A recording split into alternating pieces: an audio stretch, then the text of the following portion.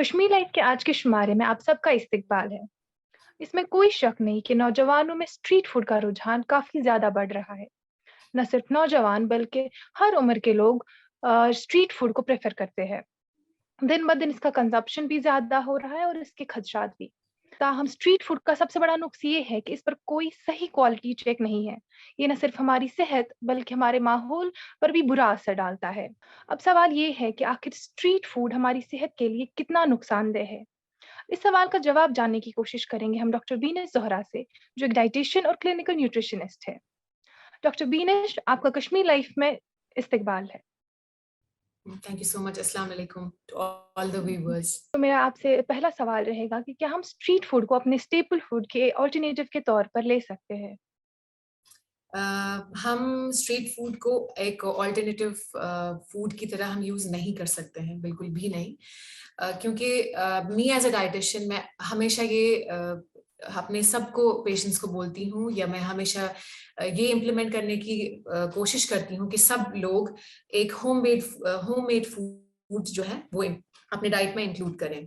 क्योंकि जो आप चीजें खुद बनाते हैं घर में, उसमें आपको पता होती है कि आपने क्या चीजें जो है वो आपने इंक्लूड करी हैं। जैसे मैं सिंपल सी आपको एक कोई भी रेसिपी उठा के बताऊं, सो यू नो आपको कितना ऑयल लेना है, आपको आप कौन से स्पाइसेस यूज कर रहे हैं, उसका ओरिजिन क्या है, ऑर्गेनिक है या मैंने ऐसे ही एक लाइक नॉर्मल वेंडर से खरीदे हैं। तो इसी तरीके से बात अगर मैं स्ट्रीट फूड की करूं, तो आपको नहीं पता कि उस स्ट्रीट वेंडर ने या जो वो बेच रहा है वो सब चीजें, उसने किस आइटम में या फिर किस ऑयल के बेस में उसने वो चीजें बनाई हैं, उसका शेल्फ लाइफ क्या था, उसने कैसा वाटर क्लीन वाटर यूज किया है या नहीं किया है, उसका हैंड हाइजीन क्या है, पूरी सैनिटाइजेशन उस फूड के रिलेटेड कैसी है। या अगर मैं उस पर्टिकुलर फूड की मेंटेनेंस की बात करूं कि उसने किस तरीके से वो प्रिजर्व किया था, तो you never know of that sort उस चीज में। तो इसलिए हम उसको एज अ स्टेपल यूज नहीं कर सकते हैं। जो हमारे बेसिक है, जो हमारा कश्मीरी खाना है, जिस तरीके से हम चावल या चाय या रोटी या ये सब चीजें इंक्लूड करते हैं, या किस तरीके से हम वेल बैलेंस्ड मील लेते हैं घर में, सो उस चीज का हमें बहुत ध्यान रखना चाहिए। ऐसे कौन से बुनियादी सेहत के खतरात हैं जो स्ट्रीट फूड की बदौलत हमें हो सकते हैं? स्ट्रीट फूड कंज्यूम करने के बहुत सारे खतरात हैं। अगर मैं सबसे पहले बात करूं हमारे ट्रांस फैट्स की, जैसे मैंने ऑयल का जिक्र अभी किया था, तो ये ऑयल हम क्या यूज कर रहे हैं उसमें, और वो रिपीटेडली जो ऑयल यूज कर रहा है, उसमें दो मेन चीजें होती हैं। एक होते हैं ट्रांस फैट्स और होते हैं सैचुरेटेड फैट्स। सैचुरेटेड फैट्स, एक वेंडर ऐसा नहीं सोचेगा कि मुझे सबसे महंगा तेल या जिस ऑयल की प्रेसिंग या जैसे हम लेबलिंग चेक करते हैं हर एक चीज की, तो उसको इस चीज से कोई लेन देन नहीं है। वो हमें as a part of a consumer वो हमें देखना पड़ेगा। तो ये जो वेंडर है ये सबसे चीप क्वालिटी ऑफ ऑयल लेके आएगा, बिकॉज इसका इतना एक्सपेंसिव भी नहीं होता है। ये like he is just supplying food. तो उस फूड से क्या क्या खतरात होते हैं, it's none of his concern.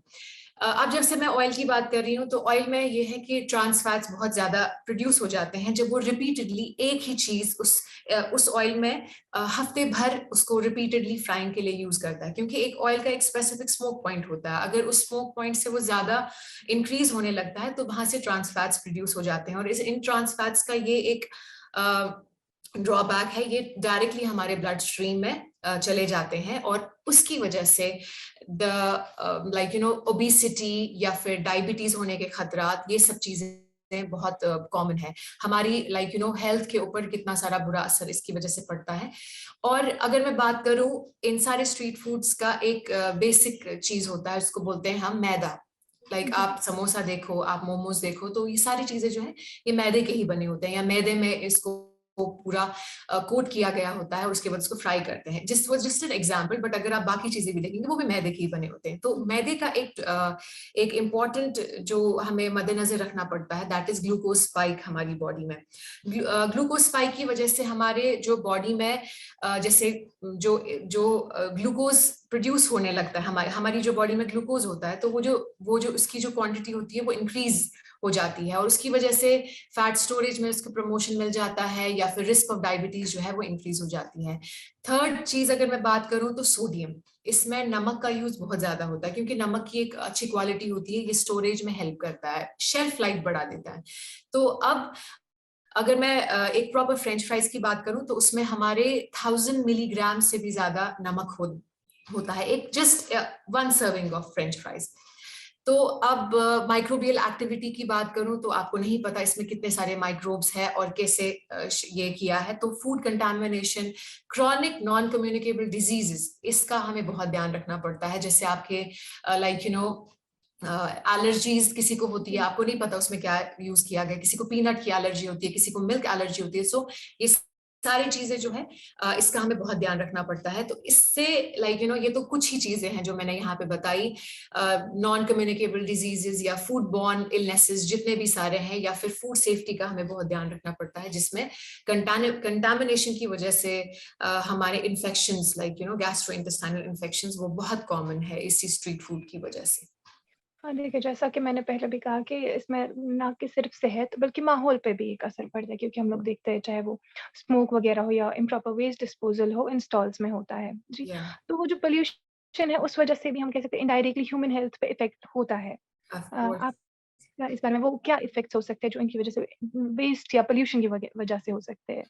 देखिए ये एक ड्राइव शुरू की गई थी पहले FSSAI की तरफ से, जहाँ पे इन स्ट्रीट वेंडर्स को ना एक प्रॉपर सर्टिफिकेशन दी गई थी कि एक जैसे जिसको हम बोलते हैं ना सर्टिफाइड स्ट्रीट वेंडिंग जी, एरिया या जी। जोन्स, जो कि बहुत कम पाए जाते हैं। लेकिन दिल्ली में ऐसा हुआ था, कश्मीर में ऐसा नहीं था। अब तो वहां पे एक चीज का बहुत ध्यान रखा गया था कि ये जितने भी सारे स्ट्रीट वेंडर्स हैं इनको थोड़ी बहुत इंफॉर्मेशन दी गई थी कि फूड हैंडल किस तरीके से करना है, और फूड का जो डिस्पोजल है, जो चीजें लोग जो खा रहे हैं तो उसका प्रॉपर डिस्पोजेबल कहाँ पे करना है। तो ये सारी इंफॉर्मेशन देना बहुत इंपॉर्टेंट है। और एनवायरमेंट के हिसाब से अगर मैं मान के चलूं तो एक हर एक इंसान को एक सिविक सेंस होनी चाहिए। अगर उसने कोई चीज खरीद ली मार्केट से, not even only regarding to street vendors, अगर उसने कोई चीज खरीदी भी तो उसका एक प्रॉपर डिस्पोजल कैसा करना है।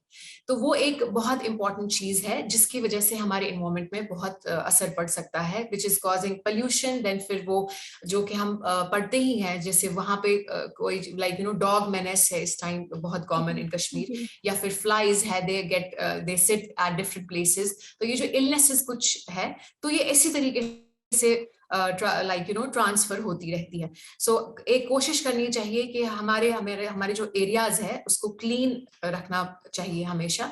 और अगर कहीं पे भी लगा कि कचरे का ढेर है, या फिर डिस्पोजेबल कप्स है, या फिर बहुत सारा फूड मटेरियल पड़ा है जो कि हमने डिस्पोज ऑफ किया है, तो उसका एक प्रॉपर डिस्पोजल होना चाहिए। ओके।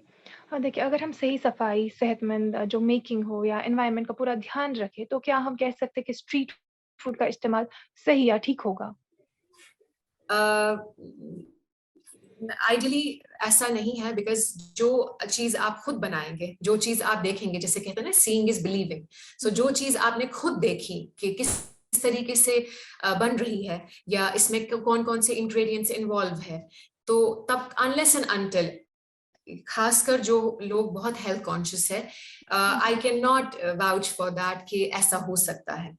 तो हाँ, कुछ स्ट्रीट वेंडर्स ऐसे हैं कि उनके पास सर्टिफिकेशन है, अगर आपने देखा कि वो एक प्रॉपर हैंडल कर रहे हैं फूड को, तो जी, तब जाके once in a while you can have food from them. जिस तरीके से हम रेस्टोरेंट्स जाते हैं ना वंस इन अ वाइल और two times in a month, तो इस तरीके से कभी कभार स्ट्रीट वेंडर्स से हम फूड लेते हैं। जैसे कुछ हेल्दी ऑप्शंस भी आपको मिलेंगे, जैसे भेल पूरी है, तो उसमें बहुत सारी चीजें उसमें बहुत सारी चीजें होती हैं, तो जो जी, कि हेल्थ के लिए अच्छी है। लेकिन जब तक आप पूरी तरीके से 110% श्योर है कि ये चीज जो है ये एक हेल्दी तरीके से इसने बनाई, आपके सामने बनाई, आपने देखा कि यूटेंसिल्स क्लीन थे, आपने देखा स्टोरेज सिस्टम जो था इसका वो बहुत अच्छे से प्रॉपर सैनिटाइज्ड है, और जी। जो क्लीन जो वाटर यूज कर रहा है दैट्स प्रॉपर बॉइल्ड वाटर, हालांकि वो ऐसा नहीं होगा, तो उस तब जाके you are good to go with that.